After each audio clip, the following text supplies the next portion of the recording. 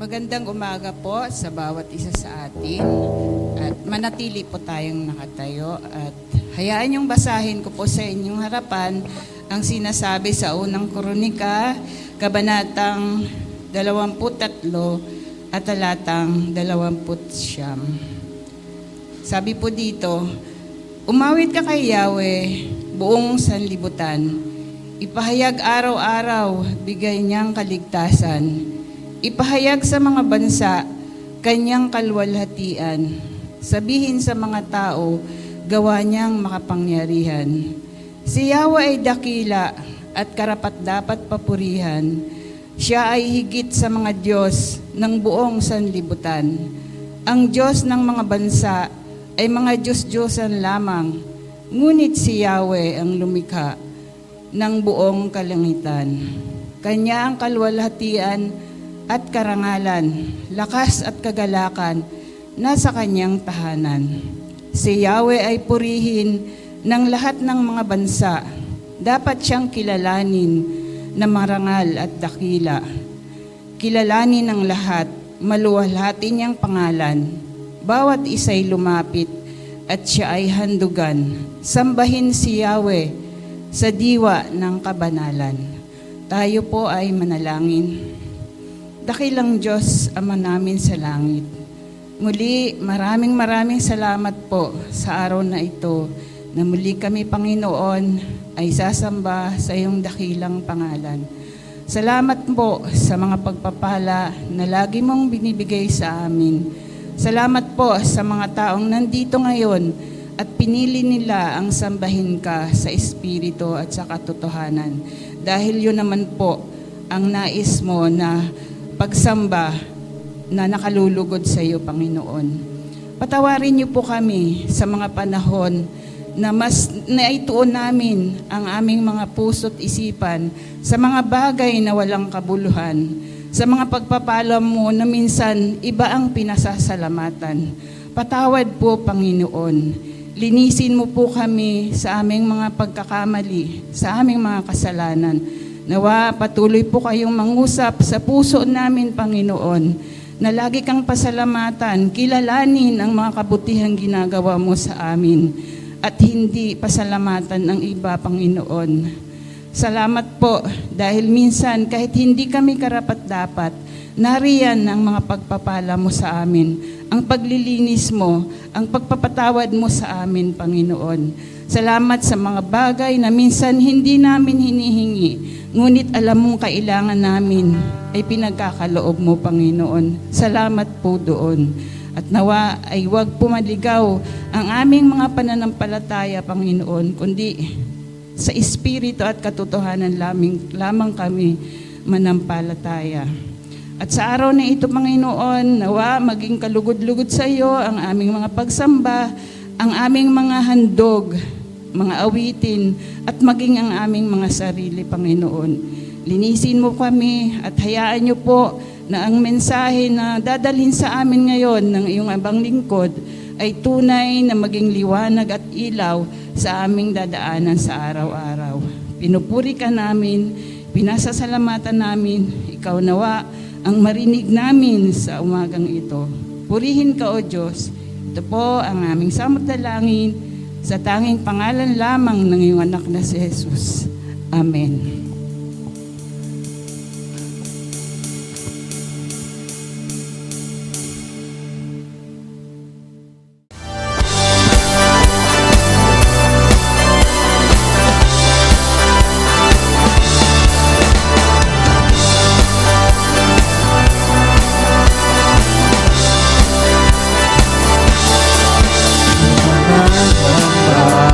Sa kawalan, pagpapala mo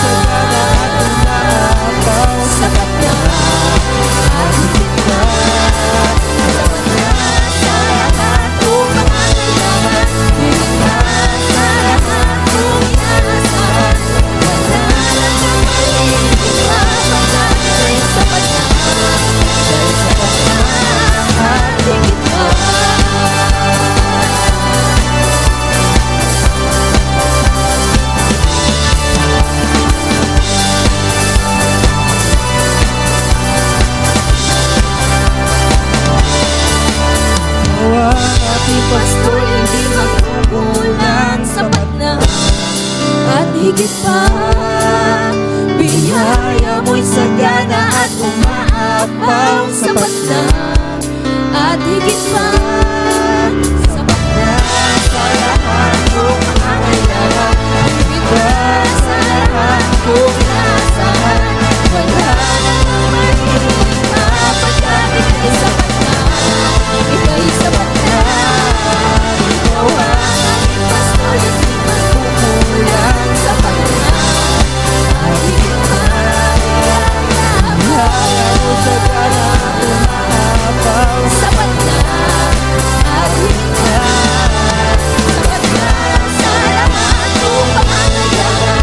Higit pa sa lahat kong inaasahan. Wala nang magiging mapagkat ika'y sapat na. Ika'y sapat na. Wala nang magiging mapagkat ika'y sapat na. Ika'y sapat na.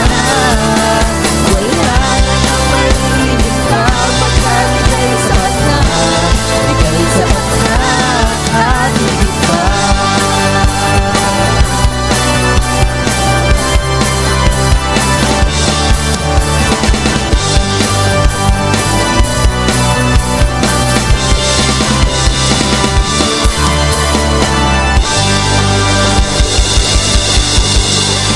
Tunay na biyaya ng Panginoon ay laging sapat at higit pa. At hindi pa man natin hinihiling sa Panginoon, higit pa sa ating pangangailangan ang Kanyang ibinibigay sa atin. Kaya marapat na atin siyang sambahin at itaas sa ating mga buhay.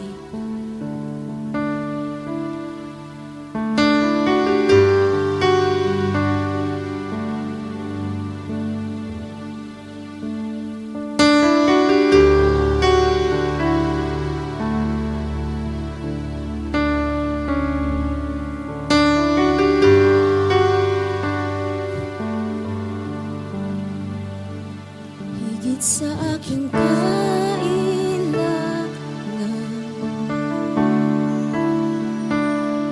higit sa aking karanasan,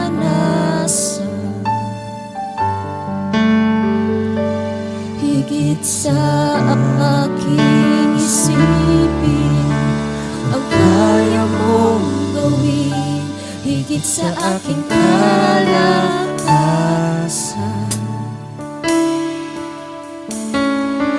Minsan na hindi nagkulang,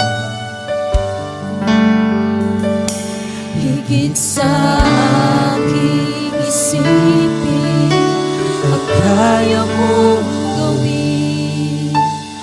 Bawat araw ko ay hawak mo, di mangangamba sa piling mo. Walang mahirap sa'yo. Walang mahirap sa'yo. Ikaw ang Panginoon na makapangyarihan. Walang mahirap sa'yo.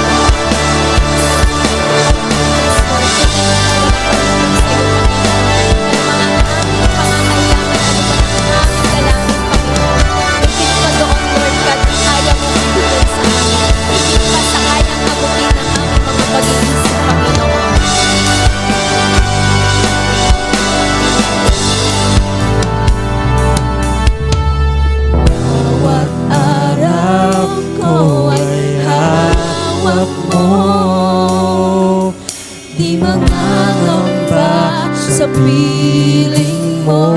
Bawat araw, bawat araw ko ay hawak mo. Di mangangamba sa piling mo. Walang mahirap sa'yo.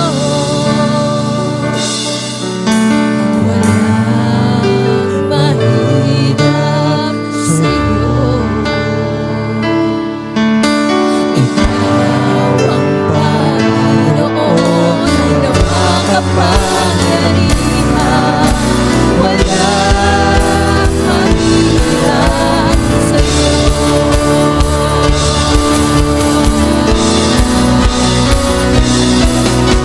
Walang mahirap sa'yo. Walang mahirap sa'yo. Ikaw ang Panginoon na makapangyarihan. Walang mahirap sa'yo. Walang imposible. Walang imposible sa'yo.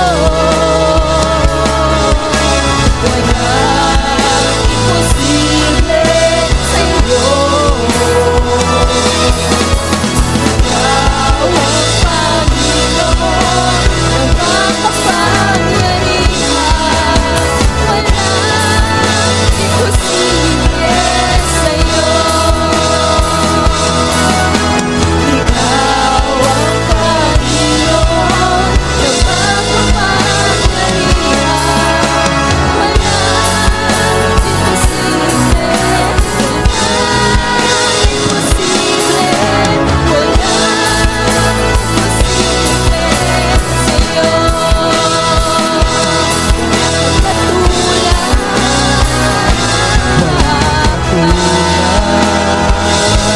Wala nang higit sa'yo. Wala kang katulad. Wala nang kapatay sa'yo. Ikaw ang Diyos noong paman, maging ngayon at kailanman. Sa pamamahala mo, wala kang katulad. Wala kang katulad. Wala nang higit sa'yo. Wala kang katulad. Wala nang papagay sa'yo. Ikaw ang Diyos noong paman, maging ngayon at kailanman. Sa habang panahon, wala kang katulad. Wala kang katulad. Wala nang higit sa'yo. Wala kang katulad. Wala nang papagay sa'yo. Ikaw ang Diyos noong paman, maging ngayon at kailanman. Sa habang panahon, wala kang katulad. Ikaw ang Diyos noong paman, maging ngayon at kailanman. Sa habang panahon,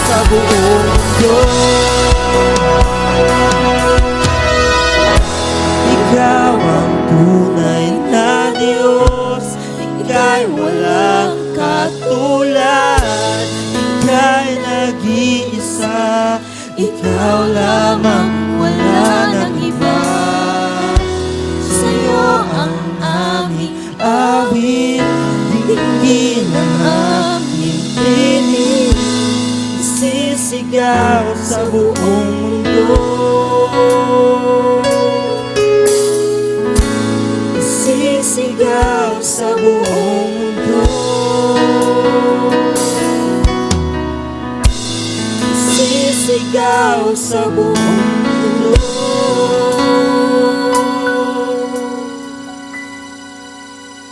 Dakilaan mo. Yes, Lord. Ikaw ang aming tunay na Diyos, ang Diyos naming buhay, ang marapat naming itaas sa aming buhay, ang marapat naming sambahin. Kaya, Panginoon, sa iyo po ang pinakamataas na papuri at pagsamba. Sa umagang ito, dinadakila ka namin, Panginoon. Ang lahat ng pagpupuri ay para sa iyo lamang. Ito po ang aming dalangin in Jesus Christ's name we pray.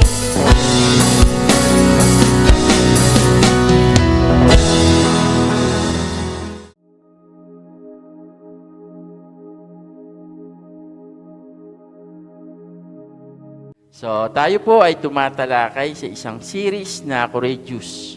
No, sabi diyan, recognizing God in sovereignty in difficult times. So, last week, atin pong pinag-aralan yung preparation, no, kung saan nakita po natin, no, ang kwento doon sa chapter 17, verse 1 hanggang 24, merong isang hari, no, si King Ahab, no, sa Northern Kingdom, kasi nahati yung kingdom, no? Kung mababasahin natin yung chapter pabalik, nung si Solomon ay namatay, nagkaroon ng paghahati yung kingdom ng Panginoon. So, yung North and Southern Kingdom. So, si King Ahab dito sa Northern. At sinasabi, so description ng Bible, no? Sabi dun sa chapter 16, 17, na itong si King Ahab ang pinakamasamang naging hari ng Israel. At lalo po siyang naging masama nung napangasawa niya to si Reyna Jezabel, na kung saan ito ay sumasamba sa Diyos-Diyosa na si Baal. Kaya yung Northern Kingdom, yung Israel, sila po ay natangay sa maling pagsamba sa Diyos at sumamba rin sila kay Baal. Kaya naman, may kita natin, no, inutusan ng Diyos na si Yahweh, si Propeta Isaiah, para i-confront, no, si King Ahab na magkakaroon ng tagtuyot o hindi uulan, di babagsak kahit tamog sa mga darating na taon dahil sa kasamaan at bilang hatol ng Diyos sa kanyang bayan. At pagkatapos noon, inutusan ni Yahweh si Propeta Elias na pumunta doon sa batis ng Kerit. Diba? Nakita natin kung paano inalagaan, no, ng Diyos na si Yahweh, si Elias. No? Siya ay pinapainom doon sa batis at ginamit ng Lord yung uwak para siya ay pakainin ng tinapay at karne. At dumating din yung panahon dahil nga tagtuyot, natuyot yung batis, pinapunta naman si Propeta Elias sa bayan, doon sa Sarepta, na kung saan merong isang babaeng balo na pinakamahirap na meron lang tinapay, arena at konting langis. At ginamit ng Lord yung senaryo na yon para i-exercise, no, yung faith ng kanyang lingkod, ganun din ng babaeng balo, no? At sinabi ni Propeta Elias na pakainin mo ko. At sinabi niya na hindi maubos ang harina at langis. At ganun po ang nangyari. Pero pagkatapos noon, namatay yung anak ng babaeng balo. At nakita natin yung matinding panalangin ni Elias na pagalingin, no, yung batang yun, at dinugo naman ng Panginoon. So nakita natin doon yung preparation nung pagsunod, at yung faith ay talagang sinubok, at yung prayer ay isang naging sandata para ihanda pa si Propeta Elias sa mas matinding pagsubok o labanan na mangyayari sa kanyang buhay. So, ganun din po tayo. No, darating yung panahon pagkakataon sa buhay po natin na tayo po ay magkakaroon ng confrontation. At dito sa ating sunod na pag-aaralan, ang title po natin, Confrontation. At yung verse na to mahaba, no? Mula verse 1 hanggang 46. Pero yung babasahin po natin ay yung 21 hanggang 39 lang. So, iniling ko po na samahan niyo ako sa pagbabasa. So, gagawin na po natin sa bayang pagbasa. Basahin ko po yung verse 20, then sunod, then ako po. Sige po, tayo po basahin po natin ang salita ng Panginoon na matagpuan sa Unang Hari, chapter 18, 20-39. Sabi po dito, tinipon nga ni Ahab sa bundok ng Carmel ang buong bayang Israel at ang mga propeta ni Baal. Lumapit si Elias at sinabi sa taong bayan, hanggang kailan kayo mag-aalinlangan kung si Yahweh ang tunay na Diyos, siya ang sundin ninyo, at kung si Baal naman, kay Baal kayo maglingkod, hindi umimik ang bayan. Next. Yan, kayo po magbasa.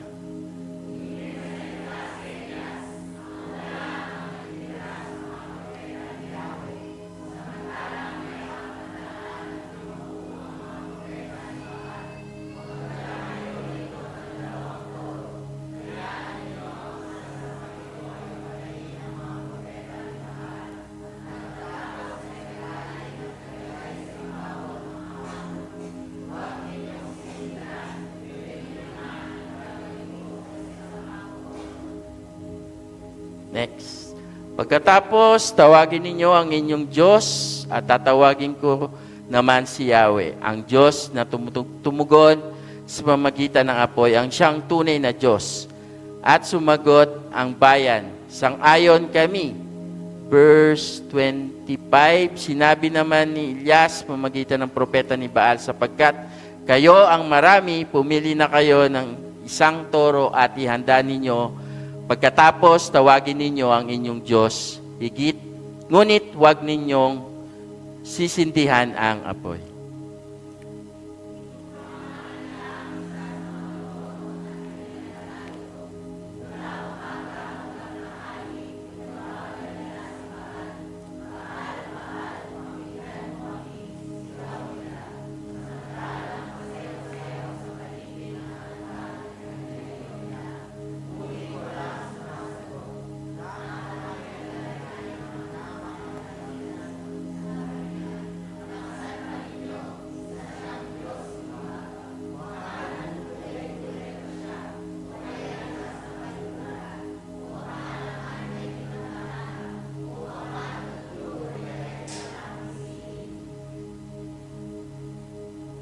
Lalo nga nilang inilakas ang kanilang sigaw. Hiniwaan pa nila ang kanilang mga sarili sa pamamagitan ng kutsilyo at punyal, tulad ng kanilang kaugalian, hanggang maging duguan sila. Verse 29, patuloy silang nagsigawan at nag-ungulan hanggang inabot sila ng hapon, ngunit wala pa ring tinig o anumang sagot. 30, nagsalita si Elias sa buong bayan, lumapit kayo sa akin, at nagsilapit ang lahat. Inayos nila ang altar ni Yahweh na matagal nang gumuho. Basta.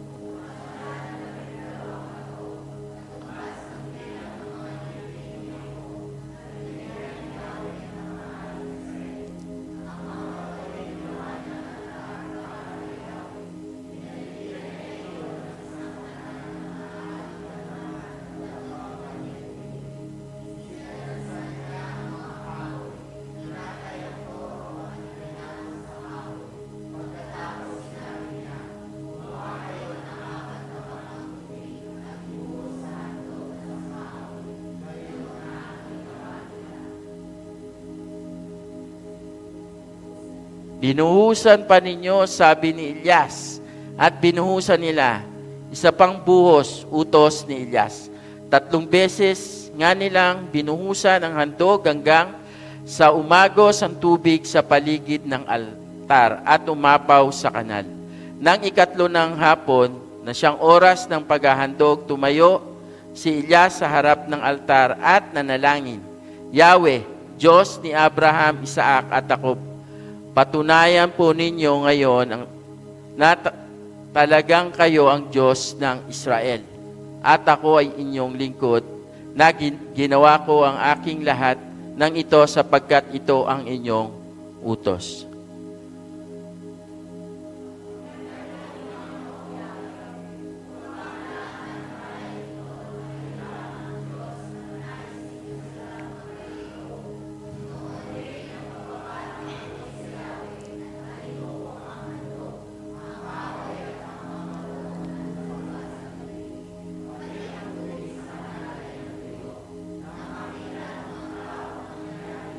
Nagpatira pa sila at sumigaw, si Yahweh ang Diyos, si Yahweh lang ang Diyos. Purihin po ang Panginoon sa kanyang mga banal na salita. Tayo po sandali manalangin.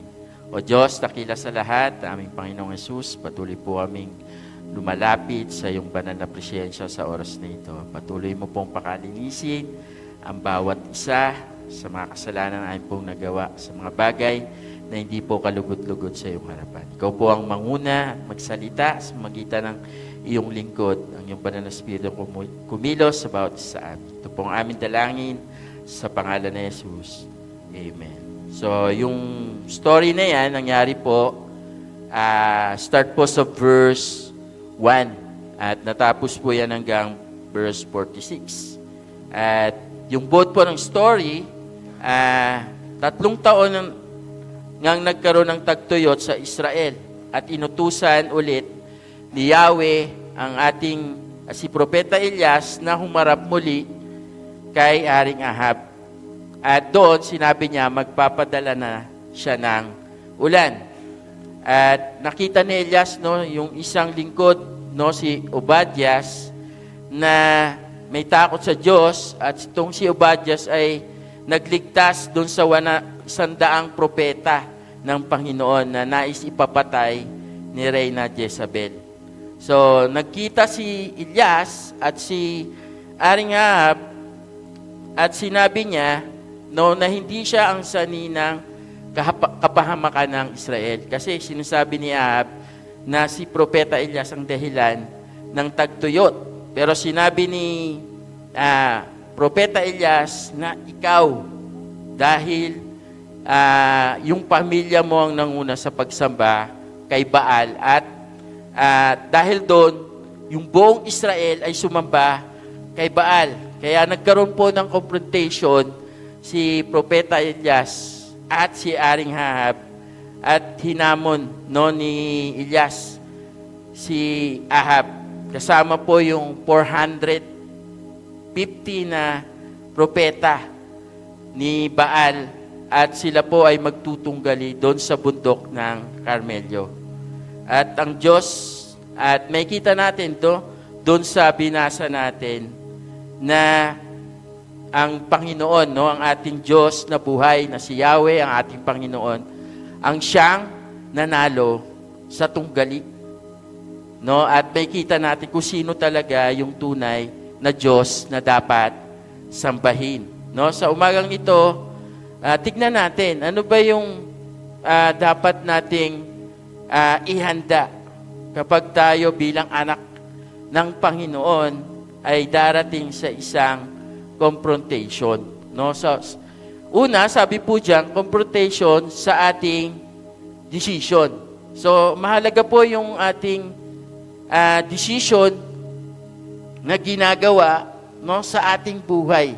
Alam po natin na ito ay magdidikta ng ating kinabukasan. Sabi po dyan sa 1 King, verse 18, 21, sinabi ni Propeta Elias, lumapit si Elias sa buong bayan sinabi, hanggang kailan kayo mag-aalinlangan sa pagitan ng dalawang panig? Kung ang Panginoong Diyos sumunod kayo sa Kanya, ngunit kung si Baal, sumunod kayo sa Kanya, ngunit hindi sumagot ang bayan. No, sabi po diyan, ang confrontation o paghaharap na ito ay hindi ginawa ni Elias upang ipahiya ang bayan, kundi upang ilantad ang mapanganib nilang kalagayan. Ang pag-aalinlangan ay isang sakit na pumapatay sa pananampalataya. No?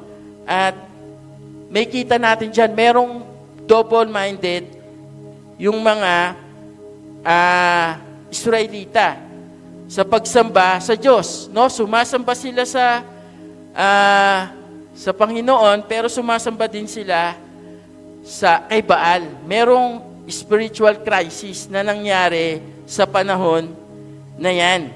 So, kaya ang tanong ni Elias, hanggang kailan kayo mag-aalinlangan? Ito po ay nagpapakita ng isang bagay na kung saan sa buhay natin, minsan pagod na tayo, no? Ayaw na nating kumilos, ayaw na nating magdesisyon ng tama, naging komportable na lang po tayo sa ating buhay. Bilang anak ng Diyos, no? Bilang lingkod ng Panginoon, ayaw na nating mahirapan. Kaya minsan sa church may mga nangyayari, no, na mga culture na nakuha sa ibang mga denomination or nangyayari sa community natin na minsan, pwede ba natin gawin to dito sa church? No, minsan yung mga leader hindi nagiging aware na yung culture na yon hindi akma sa ating pananampalataya at hindi akma sa ating paglilingkod sa Panginoon. Kaya itong mga Israelita, tinanggap nila yung pananampalataya kay Baal. So maraming Kristiyano, pagod sa buhay dahil sinusubukan nilang pasahin ng mundo at ang Diyos ng sabay. Ang pagiging double-minded ay nagdudulot ng kalituhan at kawalan ng kapayapaan. No, sinabi ni Elias, kung ang Panginoong Diyos, ang iyong Panginoon, sumunod kayo sa Kanya. Ngunit kung si Baal, sumunod kayo sa Kanya. Dito nilinaw ni Elias na walang middle ground sa pagsunod na sa ating Panginoon. Kailangan nating pumili. No? Kaya sa buhay natin, hindi pwede yung 50% lang, 90% lang, or 99% lang yung ibibigay natin sa ating Panginoon. Dahil sinasabi po sa Biblia na ang Diyos ay jealous God. Ayaw niya na meron siyang kahati. Ayaw niya na merong bagay na agaw sa Kanya sa buhay natin. Kaya nga po sabi ng ating Panginoong Hesus, no, sa Matthew 6:24, walang aliping makakapaglingkod sa dalawang Panginoon. No, itinuturo dito ng ating Panginoong Hesus na yung puso po natin bilang anak niya, bilang mananampalataya at bilang lingkod ng Panginoon na hindi po pwedeng hatiin. Kaya nga po yung love triangle, hindi po pwede yan eh. No, na pinipilit ng mga tao kasi merong kultura sa Middle East na pwede ka mag-asawa ng marami. Di ba? Merong ganong mga kalagayan, pero dadalhin ba natin yun dito? No, hindi po pwede. Matindi yung labanan. Sabi nga, yung betrayal, buhay ang kapalit niyan. At nakikita natin yan, no? Sa realidad ng buhay, na yung mga taong gumagawa ng love triangle, kahit sa buhay Kristiyano, nagsasuffer talaga kasi magkakaroon talaga ng matinding labanan dyan. No? Pwedeng pisikal, pwede sa batas. Kasi ayaw natin na merong kahati. Amen po ba, mga kapatid? No, ganun din ang ating Panginoon. Ayaw niya na merong kahati sa buhay natin. Niligtas tayo ng Panginoon. Kaya sabi ni Elias, pumili kayo. Saan kayo maglilingkod? Kanino kayo susunod? Kay Yahweh o kay Baal? Kaya ganun din yung tanong sa atin, kanino tayo susunod? Pero anong naging tugon nung mga Israel, yung kanyang bayan? Sila po ay, sinabi doon sa verse, sila ay tahimik, hindi po sila sumagot. No? Ito ang nakakalungkot na bahagi ng confrontation sa kanila. Bakit kaya sila nanahimik? No? Una, pwede natin sabihin, meron silang guilt. No, hiya. Dahil alam nila na mali yung kanilang ginawa. Ayaw nilang umamin. No, tayo ganun din minsan, no?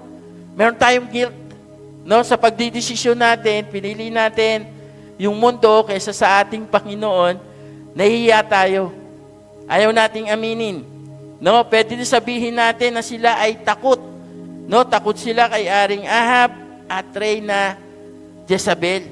Kasi alam nila na malupit nga to eh. No, masama itong si Aring Ahab at lalo na yung kanyang asawa, pumapatay. So, takot.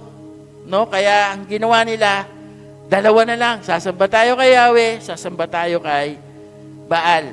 Pero hindi ko alam, meron ba tayong takot na hindi pagbigyan ng mundo yung mga kaibigan natin na, Pasko naman ngayon, pwede tayo mag-inom. New Year naman ngayon, occasional drinker lang naman tayo.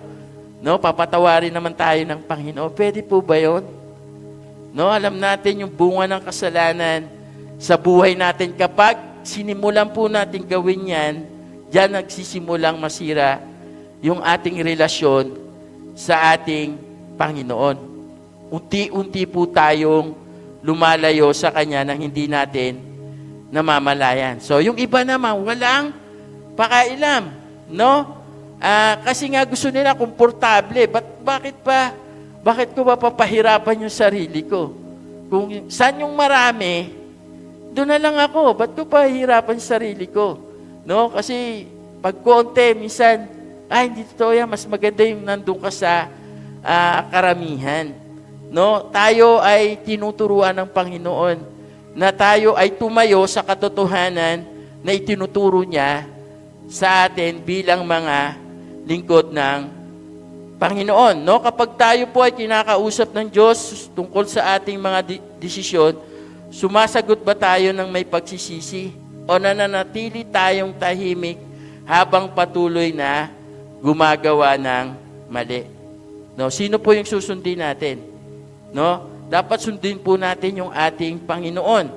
Hindi yung ating emotional na damdamin na nagtutulak sa atin sa maling kaparaanan at hindi nagagawa yung kalooban ng Panginoon. No, ang confrontation ni Elias ay naglalayong basagi ng ating pagiging kampante. Ngayong araw, ang Panginoon ay nagtatanong din sa atin, hanggang kailan ba kayo maglalaro sa dalawang panig? No, sabi po, ang hindi pagpili sa Diyos ay pagpili rin laban sa ating Panginoon. No, confrontation sa ating decision. Ngayong 2026, gumawa na ba kayo ng plano? Si Lord ang aking pagkakatiwalaan ko. No, sana yun po yung ating desisyon dahil nakikita po natin yung nangyayari sa paligid natin sa mundo, hindi po pabuti, no? Pasama po. At dahil ganun yung nangyayari, walang ibang pwede tayong magiging sandigan at magiging kapayapaan kundi sa ating Panginoon. Kapag nagkamali po tayo ng desisyon, magiging mahirap po yung ating buhay. Pangalawa po, confrontation sa kalagayan ng ating altar. So, sinasabi po sa verse na yung altar ng Panginoon ay wasak. No, hindi ito nawala, naroon pa rin, ngunit hindi na ito magamit dahil napabayaan. No, ang kaaway hindi laging kailangan nakawin ang iyong pananampalataya, sapat na sa kanya ang hayaan itong maging wasak o mapabayaan hanggang hindi na ito gumagana. Diyan po sa verse na po yan, sabi po dyan, sinabi ni Elias sa buong bayan, lumapit kayo sa akin. Lumapit sa kanya ang buong bayan at inayos niya ang wasak na altar ng Panginoon. No, sabi po diyan, ang altar ay dambana kung saan nagtatakbo ang Diyos at ang tao. Ito ay simbolo ng ating pagsamba, panalangin at relasyon sa Panginoon. No, sa verse na to, hinarap ni Elias ang realidad na ang spiritual na buhay ng Israel ay wasak. No, yung personal buhay po natin, yung sinisimbolo po ng altar na sinasabi diyan ay yung buhay po natin, no?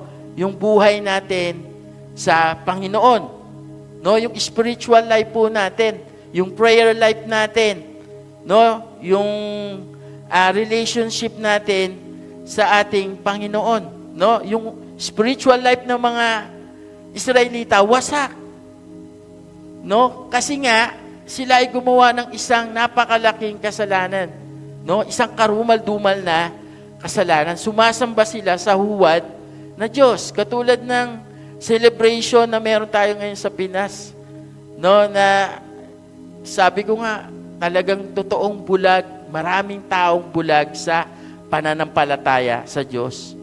No, alam naman natin, no, paano mo sasambahin yung isang bagay na walang buhay, na inukit lang ng isang tao, no, na minsan nga, no, Diyos ba to? Dinadala ko saan, nagbebenta pa. No, tapos bibili ka ng santo, magdadasal ka sa Kanya, binili mo siya, tapos sasabihin natin, Diyos, paano siya naging Diyos? Ang Diyos ay lumikha ng lahat makapangyarihan, hindi nilikha ng kamay ng tao. Lahat ng lilikain ng tao sa pamamagitan ng kamay niya at sasambahin ng tao, yun po ay idolatry. No, pagsamba sa huwad na Diyos. Yun yung isang pinakamalaking kasalanan na nagawa ng bayan ng Israel. Kaya yung kanilang spiritual life wasak talaga. No? At guho-guho. Kaya muhing-muhi ang Diyos sa kanilang mga buhay. No, ang pag-aayos ng ating spiritual na buhay ay hindi dapat ginagawa ng palihim. May pagkukunwari, kailangan nating harapin ng tapat ang tunay na kalagayan ng ating puso sa harapan ng Diyos at ng ating kapwa. Nagkakaroon po ng time, ng opportunity ang Diyos na kung saan yung buhay natin na wasak, binibigyan ng Panginoon na ma-restore. Kaya nga meron tayong mga spiritual retreat, no? Meron tayong prayer meeting na kung saan minsan minamalit natin yung prayer meeting eh. Pero yan ay isang mahalagang gawain ng Panginoon na nire-restore ng Diyos yung faith natin. Kaso pag tinitignan natin yung mga gawain na yun, konting bilang lang, samantalang yun ang isa sa pinakamahalaga kasi yun ang nagpipit ng faith natin sa ating Panginoon. No, kung tayo ay nagsisimba lang, pagkatapos nito, no, hindi tayo nag-shutdown, minsan, lumipas lang ang ilang oras, tatanungin sa atin, ano yung mensahe ng Panginoon? No, hindi natin alam. No, kailangan ma-restore yung wasak na buhay natin. No, kaya nga sabi po sa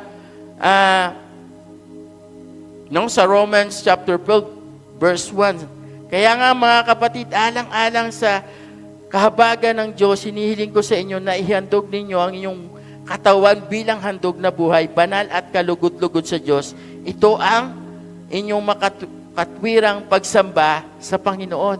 So paano tayo makakasamba ng kalugod-lugod sa Diyos kung yung buhay natin ay wasak? No, kailangan nating ayusin.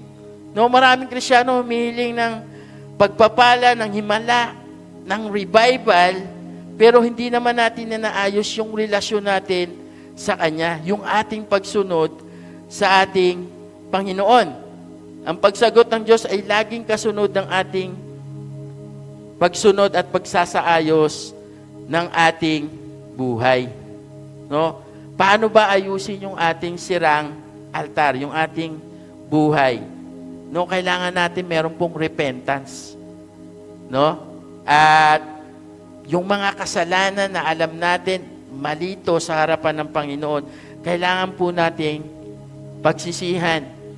No, di ko alam kung meron kayong family gathering nung Christmas Eve or nung January na kung saan binalikan natin yung 2025 na nagpasalamat tayo sa Panginoon. Sana nasama natin, Lord. Nasama natin doon yung mga kasalanan na nagawa natin na pagsisisihan natin at di na natin gagawin dahil alam natin naka-apekto yun sa buhay natin, no? Sa family natin, sa work natin, sa school. Dahil alam natin kung ano yung bunga ng kasalanan. Pangalawa, sa pagsasaayos ng altar natin, kailangan natin meron po tayong spiritual discipline. No? Lalo na sa prayer. No? Na kayang gawin, ito yung lagi kong pinapaalala sa bagtas, lagi kayong mag-pray. Dapat araw-araw tayong nananalangin. At syempre yung ating pagbubulay ng salita ng Panginoon. Maraming kabataan, walang gana eh. Walang gana sa salita ng Diyos. Walang alam ng mga verse. No? Tamad makinig. At talagang may kita mo na kulang yung kanilang spiritual na buhay. May kita mo lang sila pag praise and worship eh. Parang talagang yung matindi sumamba. Pero pagkatapos, minsan di na nakikinig. Minsan, nakalimutan na yung message ng Panginoon. Kailangan natin ayusin yung altar natin sa pamagitan ng spiritual discipline. At pangatlo, pagkatapos po nun, meron na po tayong pagtatalaga na gagawin. No? Kaya napakahalaga yung pagsasaayos ng ating altar, ng ating buhay, ng ating kalagayan sa harap ng Panginoon. Ang confrontation sa ating altar o sa ating buhay, isang paalala ng apoy ng Diyos ay hindi bababa sa isang maduming dambana. Kung nais nating makita ang kapangyarihan ng Diyos sa ating pamilya, sa ating trabaho, sa ating komunidad, kailangan nating simulan ang pagpulot ng mga batong nagkalat ng ating napabayaang tungkulin sa Diyos at muli itayo ang altar ng ating pagsamba. Inaayos muna ng Diyos ang puso natin bago siya magpakita ng kapangyarihan. Kaya sa itong oras na to, ito na yung oras ng confrontation ng Diyos sa bawat isa sa atin na tayo ay magdesisyon na ayusin yung ating buhay, na isuko yung ating buhay sa ating Panginoon. Amen po ba, mga kapatid? Pangatlo, sabi po dyan, confrontation sa tunay na kapangyarihan. So, matapos ito, sa bahaging ito, may kita natin ang pagkakaiba ng huwad na Diyos sa tunay na Diyos. Habang ang mga propeta ni Baal ay maghapong sumigaw at nagsugat ng sarili ng walang sagot, si Elias ay nanalangin ng may pagtitiwala. Dito na nangyari yung labanan, yung pananampalataya, kung sino talaga yung makapangyarihang Diyos. At may kita natin doon sa verse 26 at hanggang sa masumusunod na verse, na yung mga propeta ni Baal na 450, sama-sama sila doon, sumisigaw, humihiyaw, hanggang sa naglalaslas sila. Sabi doon sa verse, walang sumasagot. At walang Diyos nila na tumugon sa kanilang ginagawa. Sabi diyan, matapos ang matinding konfrontasyon ng kanilang desisyon, ipinakita naman ng Diyos ang kanyang tunay na kapangyarihan. Dito natin makikita na ang Diyos ay hindi lamang Diyos ng salita, kundi Diyos ng gawa at kapangyarihan.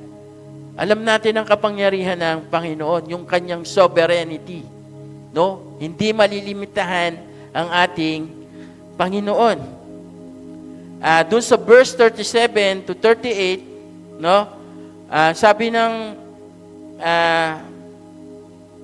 sabi po dito, sagutin mo ako, sa prayer ni Propeta Elias. Sagutin mo ako, Panginoon, sagutin mo ako upang malaman ng bayang ito na ikaw, o Panginoon, ang Diyos at ikaw ay bumalik sa kanilang puso. At bumaba ang apoy ng Panginoon at tinupok ang handog, ang kahoy, ang mga bato at alabok at tinuyo ang tubig na nasa kanal. So, kung may kita po natin dyan, doon sa mga verse, kung paano prepare ni Elias yung handog ng Panginoon. No? Binuhusan pa ng binuhusan ng tubig. So, alam natin, kapag basang-basa yung isang bagay, kahit minsan buhusan mo ng gas, pag may halong tubig ang hirap magliyab, pero pinakita dito, kung ano yung kayang gawin ng ating Panginoon. So, mapapansin natin doon sa prayer ni Elias, hindi niya hiniling ang apoy para lamang magpasikat o magpakitang gilas. Sinabi niya upang malaman ng bayan na ito, na ikaw ang Diyos at ikaw ang bumalik sa kanilang buhay.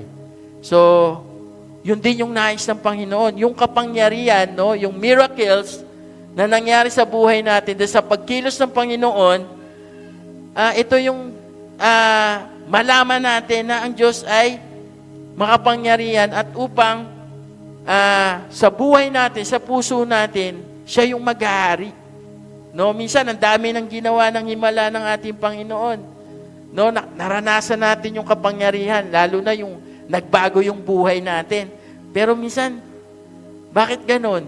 Hindi natin maibigay yung tamang pagsamba sa Panginoon. Ako po, matagal din po akong nalulong sa bisyo Hindi po ako sa inom, sa sigarilyo, nahirapan po ako dyan. 3 taon. Nagyoyose ako, matitigil ko 1 week, 1 month. Babalik na naman. Kaya merong isang kabataan dito, hindi ko na sabihin pangalan niya, kabatch ko.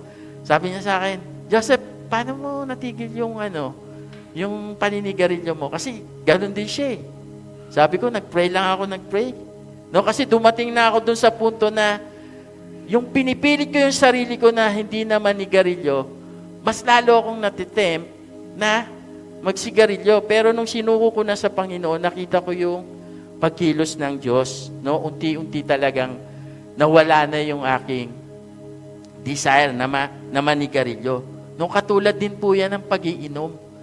Kung hindi po natin isusuko sa Panginoon, sa pamamagitan ng panalangin, hindi po natin mapipigilan yan. Kasi alam natin, yung pagsisikap ng tao na baguhin ang buhay niya at pagsisikap na baguhin natin yung buhay natin, hindi mangyayari kung hindi kikilos ang ating Panginoon. Amen po ba? Ang tunay na himala at kapangyarihan ng Diyos ay laging may layuning akayin tayo pabalik sa Kanya. Ang bawat pagpapala, kagalingan, o sagot sa panalangin ay isang karatula na nagtuturo sa atin na bumalik sa ating unang pag-ibig sa Panginoon. Kaya nga pinapaalala yung salvation na ginawa ng Panginoon sa buhay natin. Doon nag-start. Nung tinanggap natin ang Panginoon, hindi man madali yung pagbabago, dumaan tayo sa mas mahirap na mga proseso, pero nakita natin na binago tayo ng Panginoon sa pamagitan ng kanyang pag-ibig at kapangyarihan. Kaya sana bilang mga anak ng Diyos, gusto nating maranasan yung kapangyarihan ng Diyos. Ito yung dapat nating gawin. Ayusin yung altar natin sa ating Panginoon, yung ating buhay, at mag-pray tayo sa Lord ng matindi at makita natin yung pagkilos niya. So ano ba yung pinapakita ng apoy ng Panginoon na bumaba doon sa handog na hinanda ni Propeta Isaiah? Ito po ay, alam natin yung handog, ito yung sacrifice. Yung mga bato at alabok, ito po yung mga bagay na hindi karaniwan na susunog. Yung tuyo, yung tinuyo ang tubig na inilagay ni Elias upang maging hadlang, ito'y pagpapakita na walang makakapigil sa kapangyarihan ng Panginoon. Kahit gaano pa kabasa o kalamig yung ating espiritual na buhay, kaya-kaya itong tupukin at baguhin ng Panginoon ng apoy ng banal na Espiritu na nanahan sa atin. No? Ang Diyos natin, alam natin, no? Sabi po sa Hebrews chapter 12:29, ang Diyos natin is consuming fire. Nililinis niya ang lahat ng dumi at tinatapos ang lahat ng pag-aalinlangan. Ang Diyos lang po ang merong kakayanan at kapangyarihan para baguhin yung ating kalalagayan. So, di ko alam kung ano yung hamon nyo ngayong 2026. Ano yung haharapin natin? No, siguro mas mabigat ba to nung nakaraang 2025? So, ito po yung confrontation ng ating Panginoon o paghaharap sa atin bilang anak niya, no? Bilang lingkod niya, bilang mga sumusunod sa Panginoon. No, bakit sumagot ang Diyos sa panalangin ni Elias? Yung prayer ni Elias ay ayon sa kalooban ng Panginoon at para sa kanyang kalwalatian. Kapag tayo po ay nagdesisyon at nakatuon sa Diyos, ang ating mga panalangin ay magkakaroon ng kapangyarihan. Ang konfrontasyon sa kapangyarihan ay nagaganap kapag itinigil natin ang pagtitiwala sa sarili at magsimula magtiwala sa kung ano ang kayang gawin ng ating Panginoon sa buhay natin. So, maraming mga mananampalataya gustong maranasan ang kapangyarihan ng Panginoon. Pero hindi handa magdesisyon, hindi handang humakbang para isuko ang buhay sa Kanya.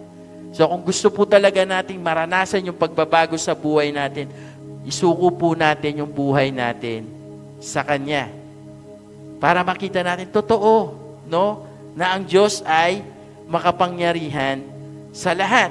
Ang kapangyarihan ng Diyos ay hindi lamang para sa pahina ng Bible. Ito po ay buhay at totoo hanggang sa panahon natin ngayon. Kung hahayaan nating harapin ang kapangyarihan ng Diyos ng ating problema, makikita natin ang lahat ng ating mga pinagkakatiwalaan o baal ng ating buhay ay walang saysay kumpara sa apoy na nagmumula sa ating Panginoon. Para po sa conclusion, no, sabi po sa verse 39, nang makita ito ng bayan, sila ay nagtira pa at nagsabi, ang Panginoon siya ang Diyos. Ang Panginoon siya ang Diyos. No? We declare na si Yahweh ang tunay at totoong Diyos. No? Matapos ang hamon ng desisyon ng pagsasaayos ng altar at ang pagbaba ng apoy, dumating ang sandali ng katotohanan. Lahat ng pag-aalinlangan ay napalitan ng isang malakas na pagpapahayag ng pananampalataya. Kaya yung faith natin, di po natin dapat ikahiya. Dinedeclare po natin ang malakas. Si Jesus lang ang ating Diyos. Si Jesus lang ang magbibigay sa atin ng kaligtasan. Kasi minsan, Kristiyano tayo, pero parang hindi tayo proud. No? Hindi tayo di natin ipinagmamalaki yung faith na meron tayo. Nang makita ng mga taong kapangyarihan ng Diyos, sila ay nagtira pa.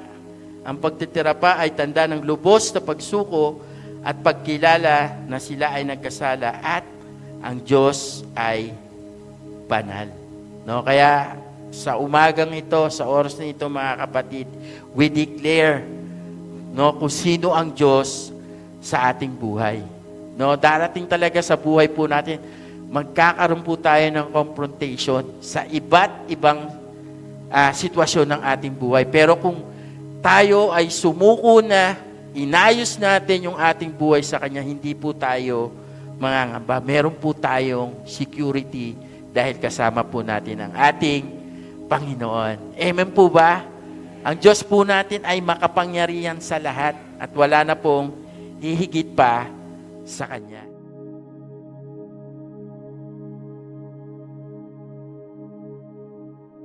Aming dakilang Ama, aming dakilang Diyos, sa umagang ito, Panginoon, sama-sama kami nagpapasalamat sa iyo. Pupuri at ibibigay, Panginoon, ang aming pagkilala sa iyong gabay, sa iyong patnubay sa aming mga buhay. Salamat po, Panginoon, sapagkat ikaw ay Diyos na laging tapat at sapat ang iyong mga biyaya. Ikaw ang tunay na Diyos na makapangyarihan. Higit sa anumang Diyos na gawa ng tao, Panginoon. Higit sa anumang mga bagay na aming pinagtiwalaan sa aming mga buhay.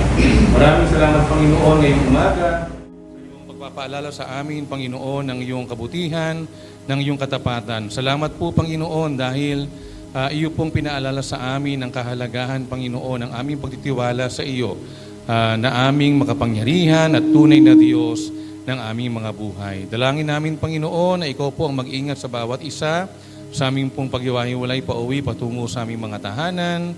Samahan mo kami, Panginoon, sa aming buong isang lingon darating sa aming mga buhay. Ikaw po ang aming maluwalhati, madakila ng aming mga buhay. Ikaw po, Panginoon, ang siyang maging gabay namin. Purihin ka, dakilang Ama. Ito po'y aming dalangin sa tanging pangalan po ng aming Panginoong Yesus. Amen.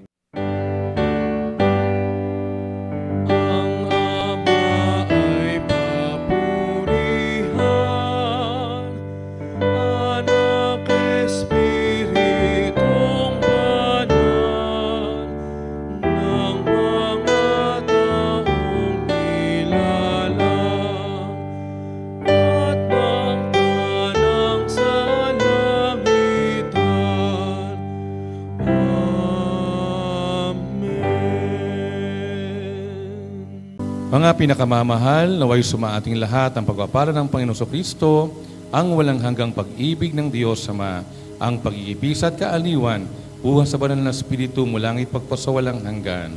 Amen.